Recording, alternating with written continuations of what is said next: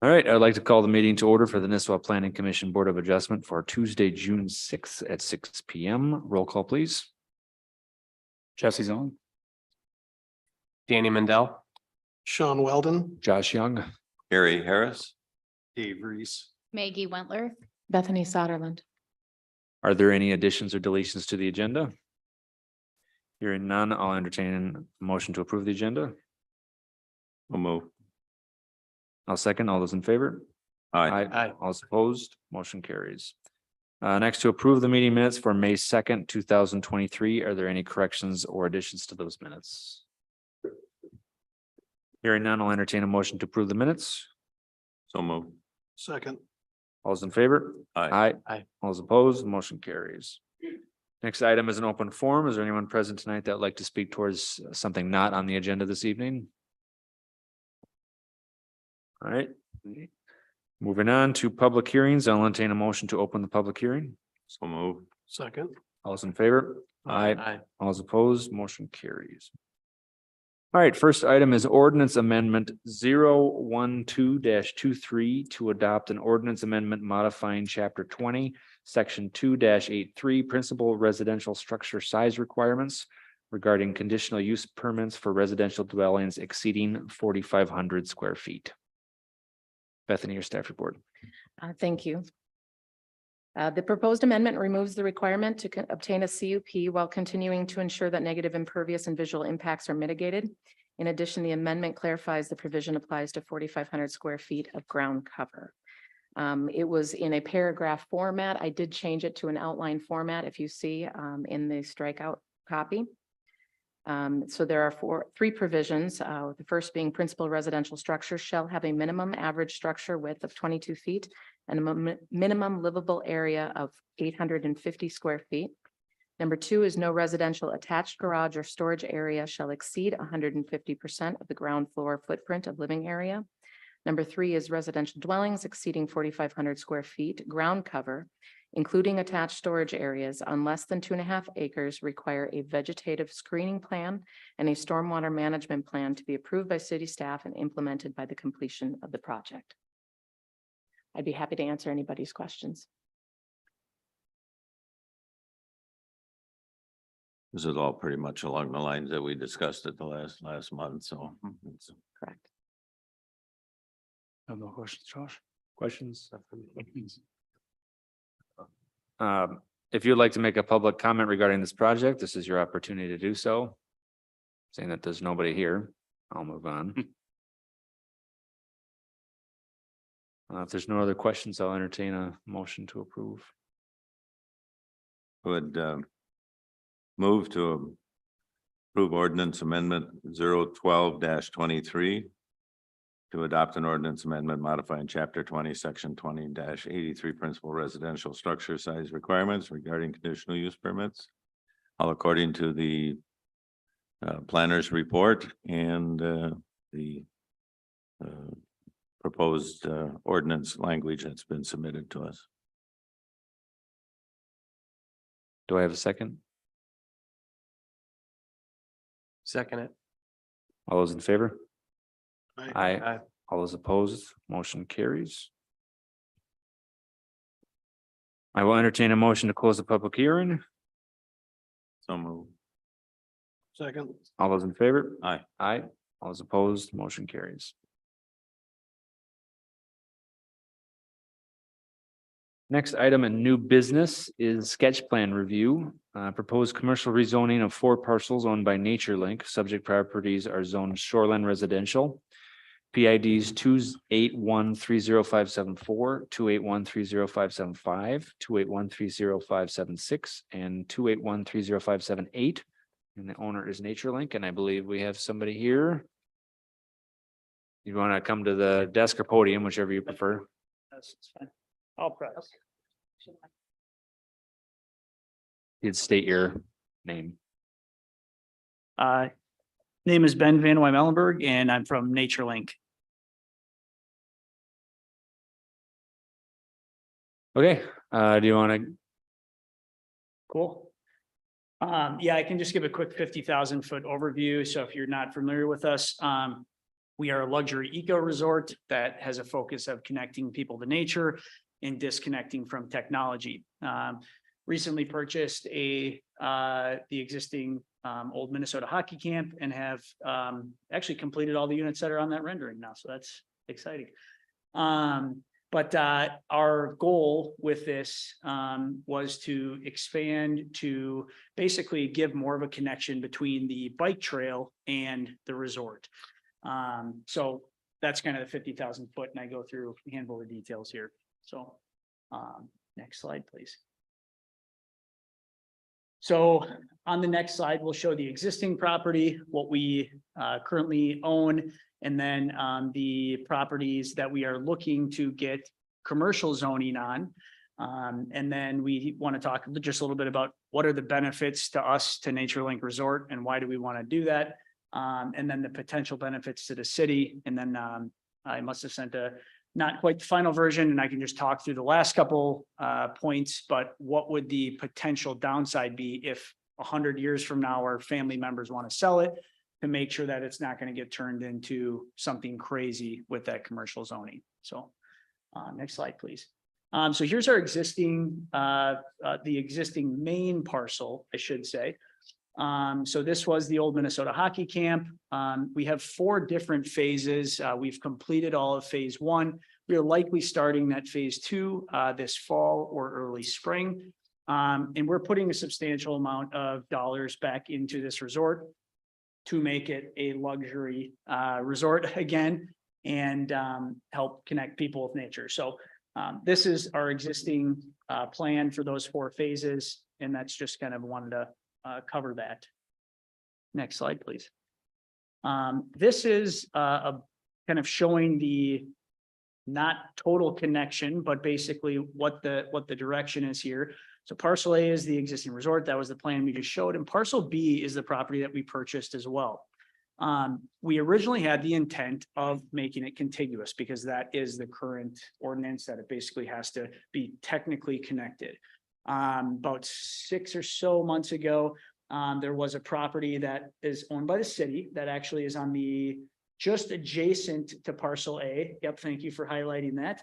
That actually we approached the city about, and we tried to purchase through the city. That was declined because there is too much traffic that goes to the cabins on the right-hand side on Irene Lane.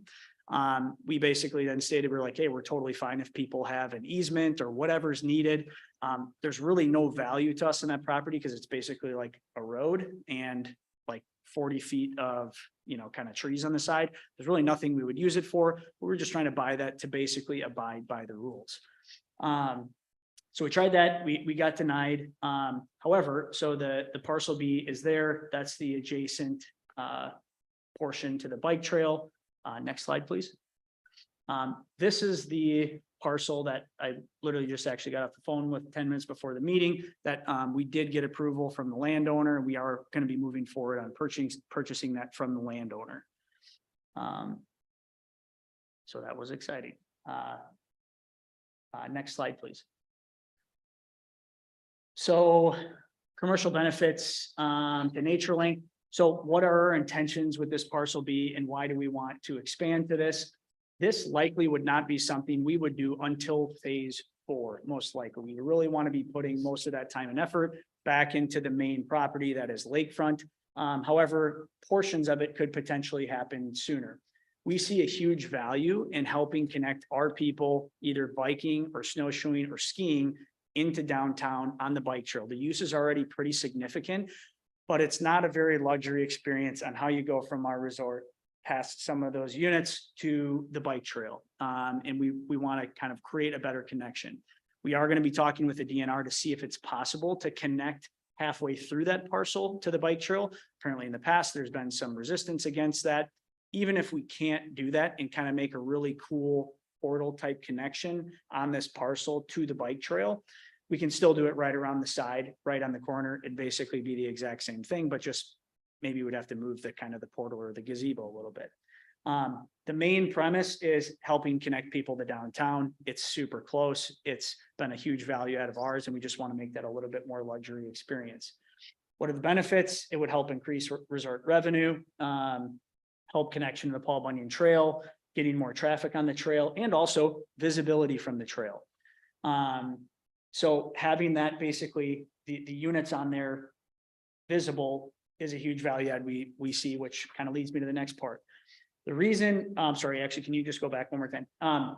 One of the reasons for getting this zone into commercial is we would like to develop 5 or so, depending on the space and sizing and things like that, small luxury resort units. We would own the majority of them and sell probably 2 or 3 of the units, but keep them basically as resort rent back. The goal with that is to help, get more people onto the site, but also help from a cash flow perspective to help continue to invest at a quicker pace into the main property. It's a very common thing that has happened with a lot of the resorts around here and has helped them develop a little bit quicker and put more money back into the main parcels. The thing, and I guess I'll talk about that at the end, the positive thing from a commercial perspective, from that perspective. Okay, awesome. Next slide, please. What are the benefits to the city of Nisswa? Increasing the visitor traffic to the city of Nisswa. Again, like I said, we actually already have a pretty significant amount of people, both in winter and in summer, using that trail to get into downtown. We have 15 bikes right now, and they're most of the time when you drive up on site, they're all checked out. So there's a lot of bike traffic happening. We want to create a little bit more luxury experience on how that happens at our resort and that connection to the trail.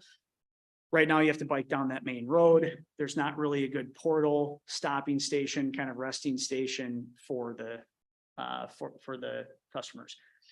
Increasing visual appeal while riding on the bike trail.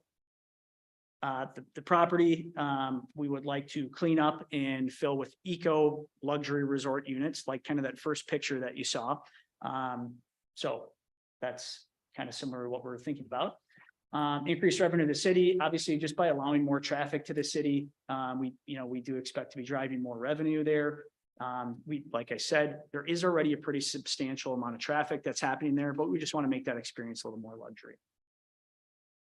Supporting the health and nature link. I know it's in the city plans to basically help, small resorts and help resorts kind of continue to expand and be healthy. This is a portion that would help us continue to develop that main parcel, adding amenities like nice sauna, cold shower amenities, or our connection to the island, different amenities that allow them to explore nature more. So basically helping us invest more in the main property. And then, so the last thing, okay, it was on here. Perfect. One of the questions that came up that, they said, hey, okay, that's fantastic. All these things you're saying are great. What happens if you go and sell it in, 50 years, or your kids want to sell it in 60 years or something like that? What happens to that parcel? Can it get turned into a gas station? Can it get turned into something undesirable for the city? In kind of the way that we're thinking about this, and again, splitting it up into individual units, it actually basically essentially blocks that. You have these individual landowners that unless you got all of them to sell back and then all sell at once, you really wouldn't have enough property to do that. So I think first and foremost, it aligns with what we're trying to do with it, but it also kind of protects what happens with it, 100 years from now, if some, developer comes in or something like that and wants to put something crazy there. So that's pretty much all I got. I would love to answer any questions you guys have. Would you elaborate on the term eco luxury? Yeah, so it's a small footprint, but elevated materials and systems on the inside. So the 3 units that we have built right now are pretty small footprint. I think they're 375 square feet or something like that. But they have super luxury, a big soaking bathtub with skylights and Cambria countertops and, the type of amenities that people really like. But it's in a very small footprint. It also, from an electric and, gas usage perspective, we have on-demand water heaters, in-floor heat, things that are really efficient, double plane argon filled glass, things like that, that basically make it more eco-friendly. So that's kind of the eco luxury thing. They're not gargantuan, structures that are 10,000 square feet with a bunch of open kind of floor plan. They're very thoughtfully designed. And if you've been on the site, I don't know if you have yet, but our design is very Scandinavian, a kind of a modern Scandinavian feel where again, attention is on design and how things are designed. So it doesn't have to be this massive space, rather smaller spaces, but bigger openings, bigger glass to kind of help connect the inside and outside. Is this attracting, is this high dollar rentals, high dollar sales as well? Yep. Do you have some numbers that are projected on this? Yeah, so our ADR, I believe right now is $370 a night. It really depends on if we're having an event there, if we're not having an event there. It depends on lakefront versus not lakefront, and it depends a little bit seasonally. Less seasonally actually than we thought it would, differ, but that's Okay. kind of our ADR. You mentioned the concept of like a portal to the bike trail. Yeah, What does that look like? Have you seen other examples of that on the Paul Bunyan Trail? so one of the conversations that's currently ongoing is with the DNR and what's actually allowed to, if there even is even a footpath that's technically allowed to connect to the path. Okay. So I think that will influence what we decide to do. The original idea was some kind of cool gazebo that is not only, able to be used by our resort guests, but just guests that are passing by. Hey, we got 5 kids and we want to take a quick break. There's this cool little, patio structure or whatever that's covered from the sun or whatever it is that we can stop at and have some lunch or stop at and just hang out for a little bit. Okay. That's kind of what we had envisioned. Thanks. So is this little sliver right here, is that still, that's what Nisswa owns, city of Nisswa? Nope, it's actually on the right-hand side, of both of those parcels. That Is it- one is is it owned by a across the private road? landowner. Okay. Oh, okay. Yep.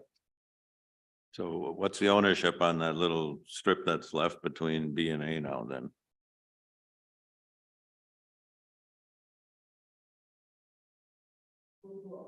Yeah, I was just wondering what the ownership is. That's private ownership, It's that private strip that's in Private there? ownership. It's my And you can't- understanding. You can't purchase that. So Okay, well, I'm just curious. Yeah. Bethany, follow-up question. So you had said that it has to be a continuous landmass. It doesn't have to be. Our comp Okay. plan recommends that we do not approve spot zoning. So the question is this spot zoning? And here's the little strip right here of land. I will highlight it quickly. And so NatureLink did seek to purchase this. They worked with the city administrator. It was brought to city council to purchase this small piece of land that would technically make the parcels then contiguous. They were denied How long ago? 2 months ago. 2 months, yeah. Yeah. Jesse, can you shed some light on why that happened? I don't think that the rest of the council saw it as a benefit to let go of land when we've always been in discussions, whether it's been up here at the podium or at our retreat to try to determine how we can acquire land.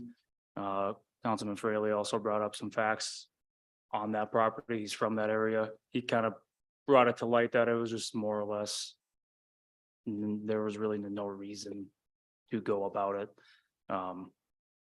Also due to the access on the east side of that property for some of those landowners, they were concerned about the easements. If I recall right, maybe Bethany, were there some Correct. individuals here that actually Yeah, posed and it verbally? there were some people whose family had donated the land to the That's city. what it was. Thank you. And so Yeah. it was donated to the city for purposes that the city would then maintain that and keep that available to the property owners there. It was a unique situation nonetheless, but I think the council voted unanimously. So basically, NatureLink is here tonight just to see just the sketch plan review to get some feedback on whether or not this would be considered, spot zoning. If, what your thoughts are and what your ideas are moving forward. Isn't this gonna open the door to continued rezoning to the west of this? you know, if we rezone this to commercial, your properties, people next door are also gonna look at the value of, you know, the value of the land is gonna go up and they're gonna be in here looking for commercial rezoning and then next thing you know, you got commercial all around the Clark Lake on that finger. Yeah, that large parcel of land to the west of Nature Link, I don't believe the owner is interested in parting with that at all, nor rezoning that. At this point. Yeah, No, it's just, everything sets a precedent. That's all, that's Mhm. my only, that's where I'm going. So is parcel A zone commercial now? Yes. yes, it's waterfront commercial. Okay. So I was gonna ask, I was trying to look on the GIS and I could not find the information. Do you know the zoning history? Like how long has this original parcel been that zoning classification? I don't know the technical answer. Yeah, it was mini Wawa.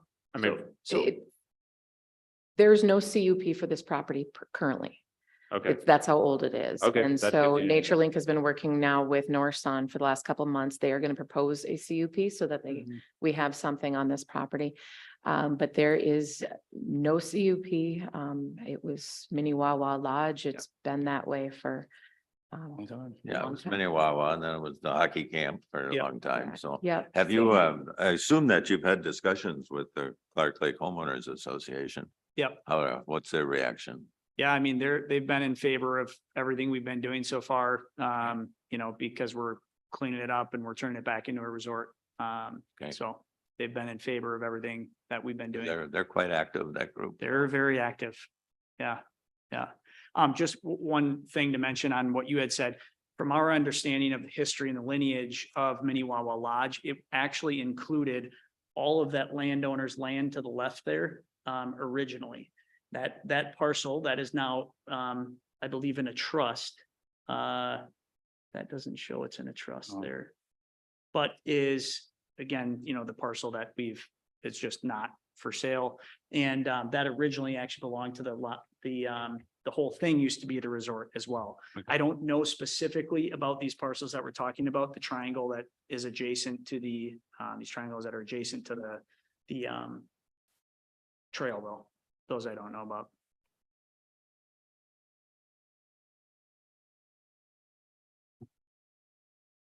How many more units are gonna do? As we get down to parcel B, what's that gonna add to the? Yeah, it depends on the total final acreage. We would like to kind of keep it 1 unit per acre, depending on, the size and the shape of the units. Again, our goal isn't to make, a giant cluster of units. It's kind of well-designed, spaced out units like we've done. Our demographic that is looking at those doesn't want to be right next to somebody else. They want a little bit of space. And they'd rather their unit be a little bit smaller to have that space. So Understand.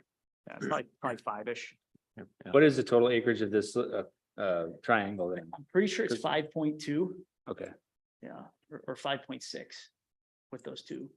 and the property photos from the county, it looks like it's like it's a machine shed right now. If you go all the way down, actually, so yeah, that's the existing, but if you go all the way to the left corner. And just do a like straight up triangle, yep, there. There, and then all the way down to the road, keep going, keep going, keep going, yep. Basically that. Yeah, 5.2. And there's a machine shed there right now. Yep, there's a machine shed and a duplex, Okay, which we would anticipate removing. Likely, again, not right away. The machine shed would probably go first, but yeah, those would most likely be removed. There's also actually a third structure on there, if you can see in the upper right-hand corner, another cabin. Since you're gonna be acquiring these other two parcels. Are you gonna be coming back to get them rezoned as well? So we'd like to do everything at once. Yeah. Yeah, we're hoping to have that closed before we would actually go to, move forward with everything. Mhm. Yeah, this was really just to kind of get a feel, what's the general idea or consensus kind of on it before we kind of, go, big on this, so.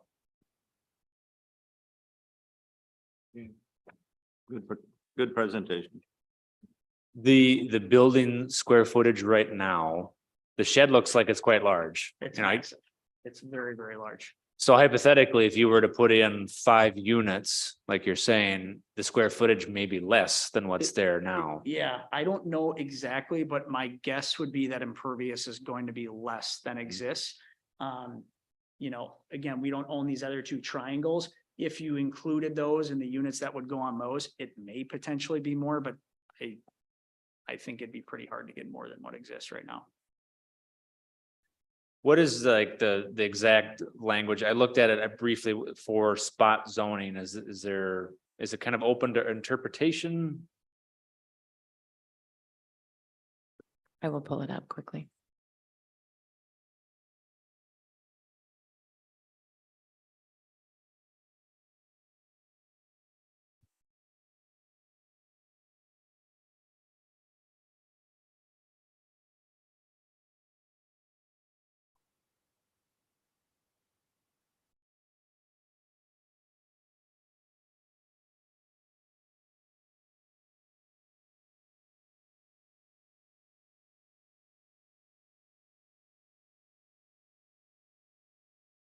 Sorry, this is taking so long. Yeah, while she's looking at that, like, can you give me a sense of like occupancy rate and if you could break it down by season? Yeah, so we've just completed our first technical season of Yeah. the handful of units that we have open. Occupancy rate, on the front units, lakefront units was 78%. And actually, frankly, that wasn't a full year because that was, we had just had them complete this last fall. So that was pretty much through the winter. We feel like our occupancy rates through the winter, like I was kind of saying, were much stronger than we expected. Okay. However, in summer have been a little bit softer than expected. So it's balanced out. You know, the kind of the event center space has done very, very well and performed over kind of our expectations. And so, you know, that's kind of a staple of what we're doing. Mainly it has been, you know, weddings and small events, but we're really hoping to put an emphasis on getting businesses up here during weekdays for annual plannings. Oh, okay. We really didn't have a good package essentially for that prior, and now we have a great, you know, we have like 3 different packages for those different size businesses to get them up here on weekdays. And that's one of our main focuses this next summer and winter. Companies doing their annual plannings in winter, typically November, December, January, February. And then weekdays in the summer, which is typically our slowest times. Oh, okay, okay. You have your own kitchen facilities on there for the events? I mean, do you cater those or do you? Yeah, we cater them. So You prepare the Yep. food on site? Yeah, the food, there's warming. I'm not familiar with the lingo basically, but there's like warming oven things and coolers and things like that. The premise of not having our own food on site is again, that people are either cooking their own food at their cabins if they're staying on site. I was thinking about events more than anything else. Sorry, what was I that? was thinking about events more than anything else, you know? Yeah, so the people that are coming for the events, if they want to have their own food, they're cooking their food in their cabin. For the events, we want to support like the local restaurants. Yeah, So we okay. have 5 different. So local you're bringing food to vendors. catering is Yep. coming in. Yeah. Yep, Okay. yeah, That so- was, that's all I was wondering about. Yeah, we have 5 local Yeah. caterers. Right. It makes it less complicated. Yeah, Yes. It's a win-win. Okay, well, do you have any specific feedback that you wanted from us? You know, I think just a general idea of kind of where people are at it on it, I think would be helpful for us, you know, as we, you know, we're 2 young couples that want to spend a lot of, you know, years developing this property. I think it would be helpful for us to kind of know where the city sat on, you know, continuing to develop this and turn it back into a resort. In a little bit different style of resort than kind of what currently exists, and, you know, what the appetite for that is, I think would be helpful for us. Okay. Well, I mean, what do you, I don't own personal opinion here. It just feels like the right business driving the right people into the community. I like how you guys think about architecture, I like how you think about spacing. Feels like a nice enhancement to the property that would benefit the city. Same, I've been out to your property and it's nicely done, tastefully done. So I was excited that you guys became part of the community. Thank you. I'm personally, I'm generally in approval of letting resorts, especially small resorts or smaller resorts, being able to expand. Mhm. Because it's difficult to expand, especially around here. The only thing that I would want to know more about is spot zoning. So we're not, chiseling out our own rules for one specific person, because we need to be able to apply it to everyone equally. So that would be my only concern, but overall, I'm supportive of expansion. I did find it. It's not in the comp plan. I apologize. It is in our ordinance. It's section of land use category criteria for establishing and amending the zoning map. And it does require the following criteria shall be used in establishing and the prevention of spot zoning. Is one of the number 14. Okay.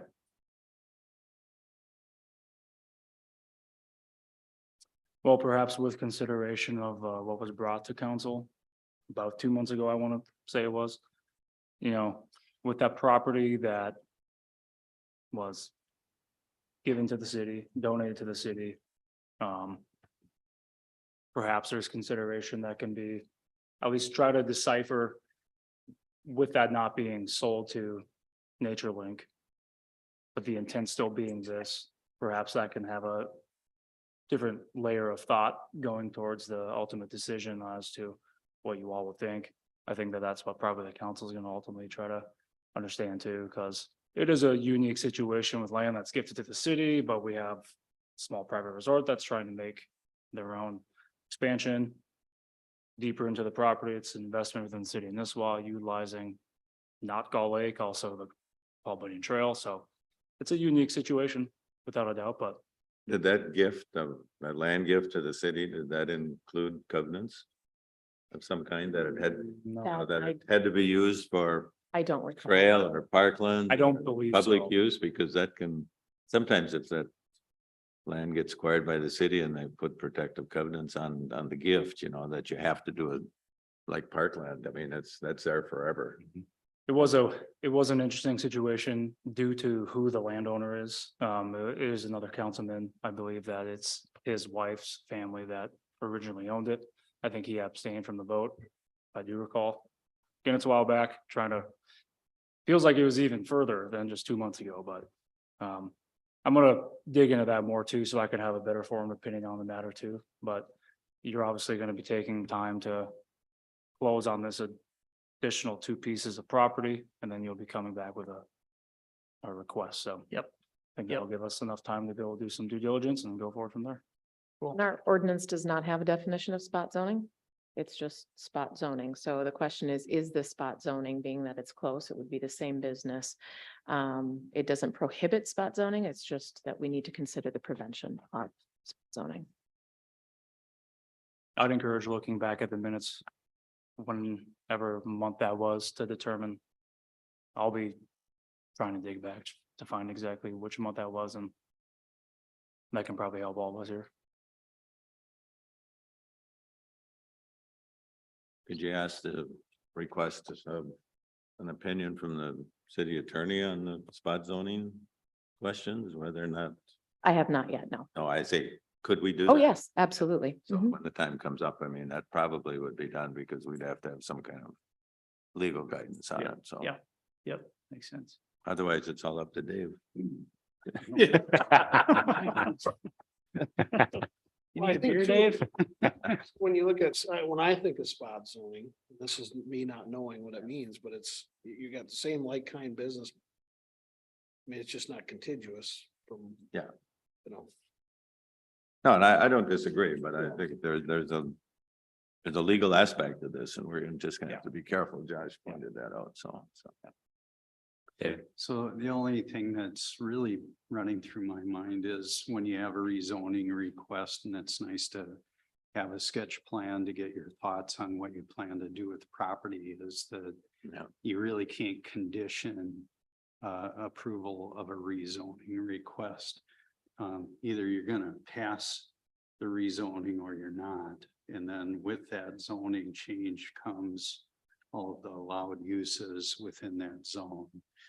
So, you know, for instance, if this goes on towards the city council for approval, you know, this city council really can say, yeah, we rezone this as long as you Yeah, do this understand now. with the property Yeah. or put restrictions on it. okay. So that's just something to keep in mind. As you go through rezoning requests. And, you know, so what's allowed in waterfront commercial? You know, that's maybe something in the due diligence that you'd want to take a look at. And as it goes forward, I'm sure you'll do what you intend to do and what you're providing for information. Yeah. But that's just something that everybody should be aware of. Yep. Okay. When were you thinking of, what's the timing? Are you looking for something to approvals this year or Yeah, I mean, yeah, we would construction definitely. next year Yeah, perhaps? no, I don't think construction next year. We would really, I think, be looking for like approvals this year. And then, like I was saying, I think we're gonna be starting our phase 2 this fall or next spring. And we would likely wait until probably at least phase 3, depending on how the development goes. It like all Okay, depends, no, but whatever. I was just curious. cool. Thank you, guys. Okay, thank you. Yep.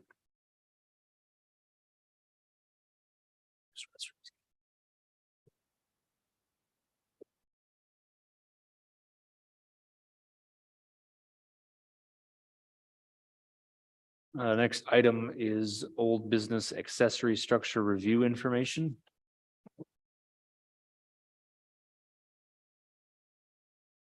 Thank you, Chair Young.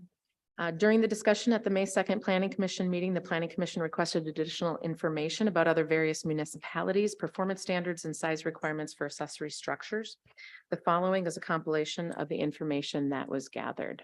In your packet, there is a kind of a spreadsheet right here. Just some quick comparison as to what other cities and the county are doing in regards to accessory structures. I don't know if you've all had a chance to take a look at this. They range anywhere from 1,200 square feet maximum up to you can't exceed 25% of the impervious. Some are allowed without a principal dwelling. I found out most are not. The height all varies depending. Setbacks are fairly standard. A few are different. But the notes of interest I found was very interesting is that in Lakeshore, water-oriented accessory structures may be replaced, but new ones cannot exceed 40 square feet and they can't be more than 3 feet high. So basically, I think that's like to cover a pump or something like that. And also in Pequot, water-oriented accessory structures are prohibited. And in fact, the only impervious that's allowed within 50 feet of the OHW is a walkway. I thought that was very interesting as well. So we're not as strict, I think, as it would appear to be at times. So it's a great comparison, just kind of taking a look at this and seeing where we stand as a city. You know, this is all up to you. This was just proposed. Is this something that we should look at changing? Is this something that we should move forward on any of these? But I thought I'd bring this information to you tonight. I have no anticipation of a decision being made tonight. I just thought it would be a great opportunity for us all to discuss it and maybe kind of have a direction of where we'll go with the accessory structures at a later time. So I'm glad you confirmed how I interpreted this matrix, because when I looked at this and it's nuanced, right? But I looked at this and thought on the, if you mapped the cities and the county on the strict to lenient spectrum, we'd be on the lenient side, would we not? I think we're in a conservative lenient spot, Yeah. right? I think it's not. But if just, we you were know, to if we were to move, which I think is what we're suggesting, we could be an outlier, correct? Because we're being asked to move one direction when all of these data points are on the opposite side. Yeah, that would appear to be a correct. That feels like a analysis. misstep Yeah. for me.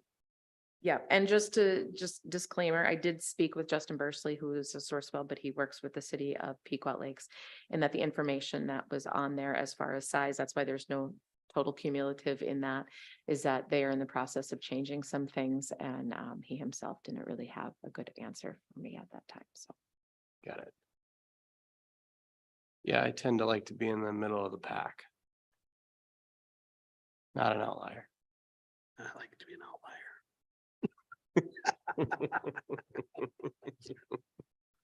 Yes, thoughts, Sean? I mean, I think this is fair, but I don't know that that's where we're at is this where we're at now or where we want to go? As far as Nisswa, this is where we're at right now. Okay. Yep. Yep, and so, and the following pages after this, I was just poured through all this information. I got accessory structure overloaded for a couple of days. And that's why I just decided to do this, because it's a little bit easier to Yeah, do the this was really comparison. helpful. Thank you. But I did include the other information in your packet as well, and so you can kind of go and look into the specifics of each municipality's ordinance and requirements. Have you found that there's been, since you started doing this, that there's been great consternation with regards to accessory structure sizes? Has there been a lot of controversy in that regard where there has been a public interest in changing? I think some people are very surprised that we have a lot of the rules, right? You can have up to this size, but then if you do, your setback is this, and you have to have matching this, and you have to have vegetative screening, and then your setback, and you can go up to this size, but you might need a CUP. It depends on where you're zoning. So there's a lot of, it's not a very straightforward answer when somebody comes to the city and says, hey, can I have an accessory structure? I need a lot of information to be able to tell them what they can do. But for the most part, there are other people who are, shocked that they can do it at all, right? I mean, there's always going to be the two different, some people think you can't do anything without a permit, and other people think you should be able to do everything without a permit. So I find administering our accessory structure portion has been not confusing and fairly straightforward. Yeah, you can't build a big enough garage, I can tell you that. Well, one of the suggestions is for us to move to just impervious. Correct. 25% governs whatever you can put in there. Yep. Building, paving. Yep. That's gonna limit the building sizes. Yep. Just, and, Crow Wing County is by far all the way across, they're pretty lenient. yes. And that's what we're being asked to make, to consider, Correct. moving to that.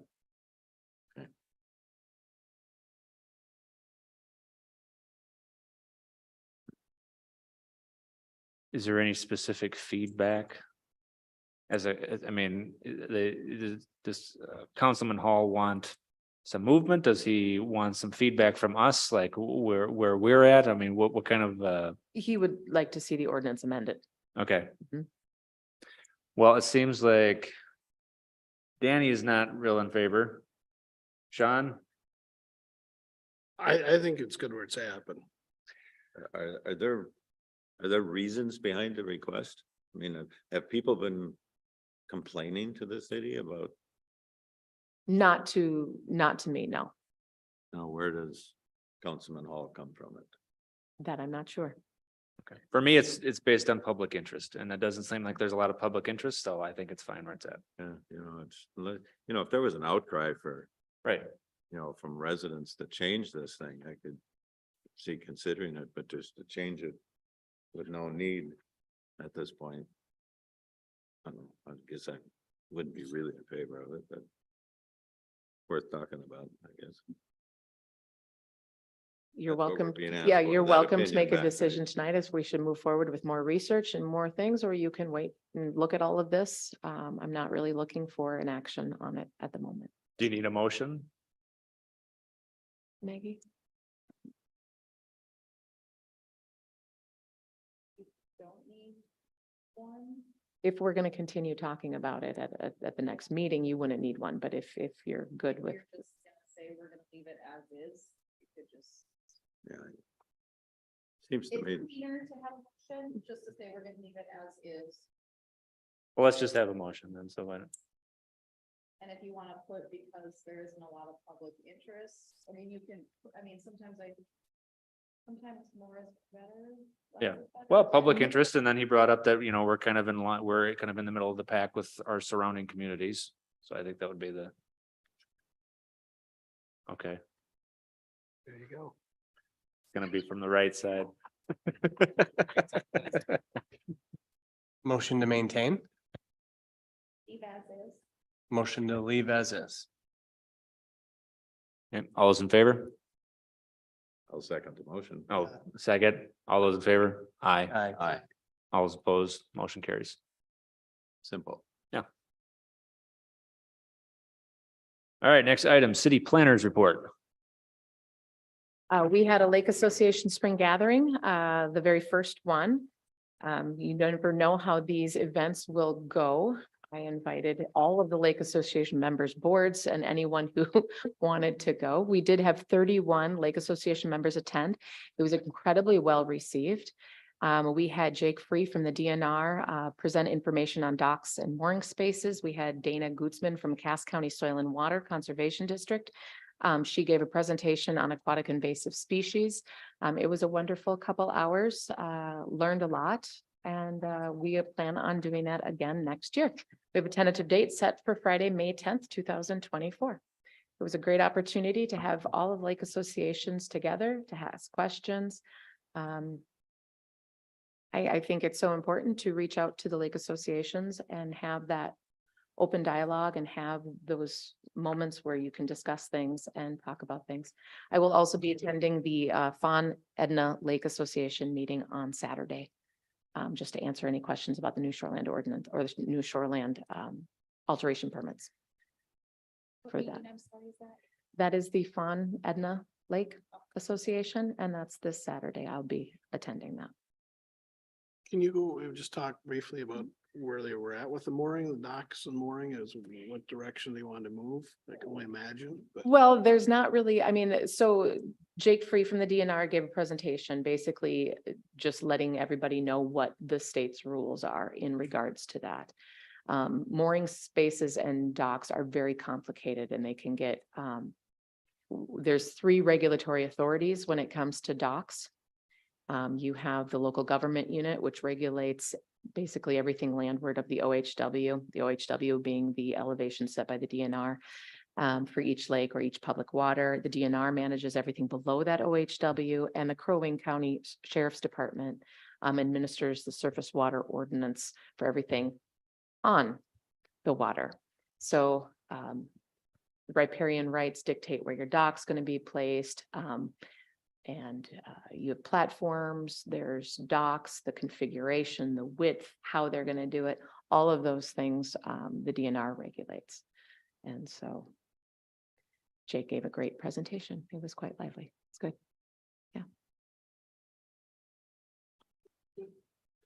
Okay. Permits, We've had quite a few more permits, 15. Actually, we're up to almost 20 at this point for the last month. Things are picking up. We are around the same exact number of permits issued at this point as we were last year. So I don't see any difference as far as permits slowing down compared to last year. They must be anticipating mortgage rates falling. Oh, we'll see. maybe they don't need mortgages. Maybe. Yeah. And then not on the planner report, I do attend accessibility code training on Thursday this week. So I will be gone in St. Paul doing that. This is a side, the property that was at the end of Linden Boulevard that had kind of that huge elevation. How, do you know, have you had any updates on how that project is going? She was building a house. So it's just, Dutchman's Bluff. yes, Dutchman's Bluff. Yes, I do not have any current updates on that right now. Okay. Would I'm you just like me to curious. have updates for next month's meeting?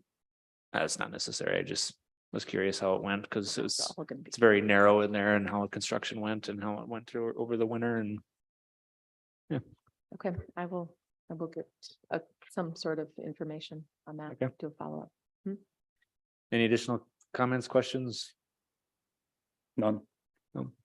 Okay, I'll entertain a motion to adjourn. So moved. Second. All those in favor? Aye. Aye. Aye. All those opposed, motion carries. We are adjourned.